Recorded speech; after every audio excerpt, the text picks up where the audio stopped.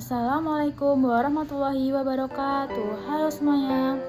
Saya Indah Amalia Putri, saya dari kelas 11 6. Di sini saya akan menjelaskan tentang perlawanan rakyat Indonesia. Di awal kedatangan Jepang ke Indonesia, rakyat menyambutnya dengan penuh harapan.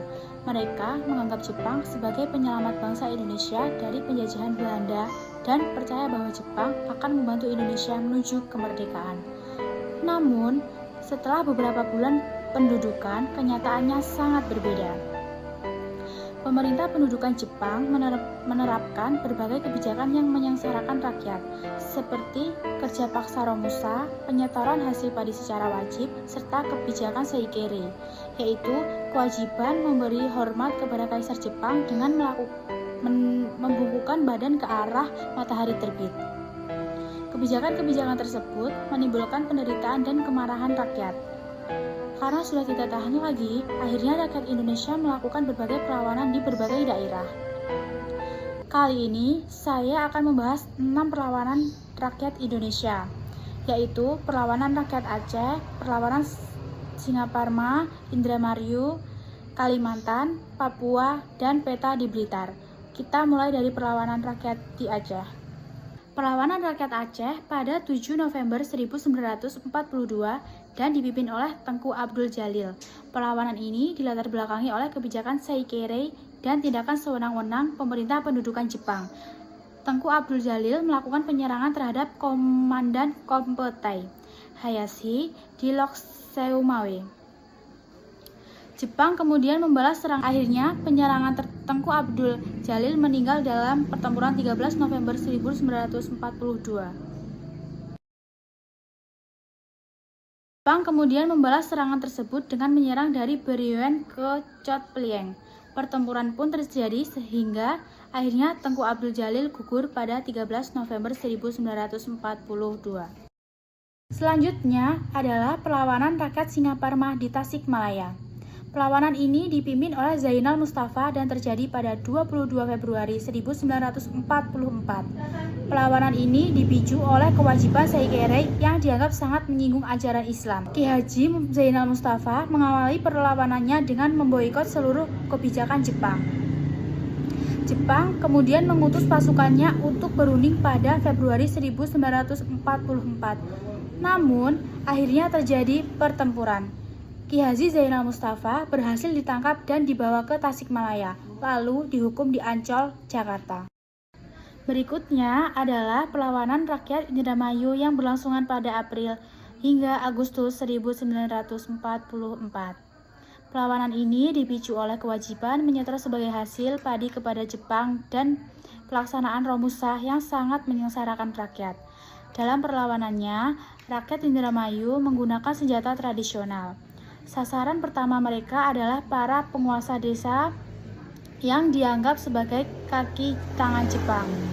Namun, pada akhirnya Jepang mengerahkan pasukan militer untuk menindak para petani, sehingga banyak korban jiwa yang berjatuhan.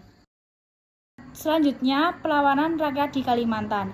Perlawanan ini dilatar belakangi oleh kekejaman dan penindasan yang dilakukan Jepang secara berkepanjangan terhadap rakyat.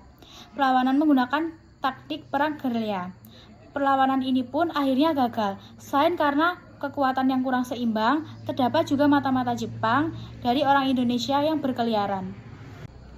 Lanjut, perlawanan rakyat Papua merupakan salah satu perlawanan yang membuat pasukan tentara Jepang merasa kewalahan adalah perlawanan rakyat Papua, tepatnya di kawasan Biak, Kabupaten Biak, Numfor, Papua.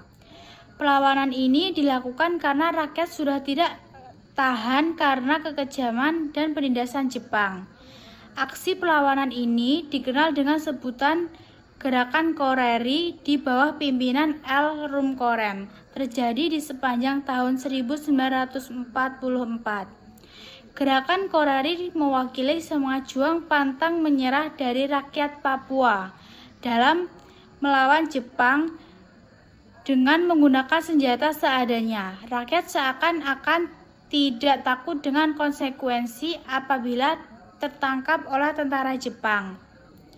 Tentara Jepang tidak segan-segan memberi hukuman pancung atau gantung di depan umum.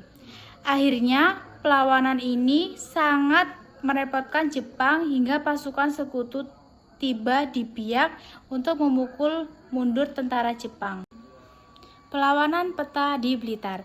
Perlawanan tentara peta terjadi di wilayah Blitar, Jawa Timur, yang dipimpin oleh Supriyadi dengan jabatan sebagai Solkado pada 14 Februari 1945.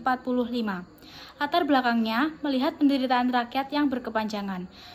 Pada 13 Februari 1945, Supriyadi dan teman-teman sepakat meninggalkan kota Blitar dan membangun pertahanan di lereng Gunung Kelut.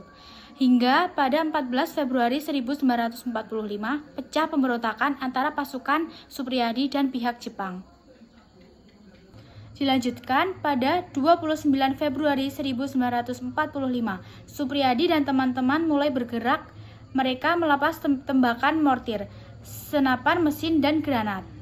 Hingga pada 16 Juni 1945, tokoh-tokoh dan anggota PETA akhirnya ditangkap dan diadili di depan Mahkamah Militer Jepang di Jakarta. Setelah beberapa kali persidangan, akhirnya mereka dijatuhi hukuman mati. Namun, karena kekuatan tidak seimbang dan tipu muslihat Jepang, perlawanan ini akhirnya dapat dipadamkan dan para tokohnya ditangkap.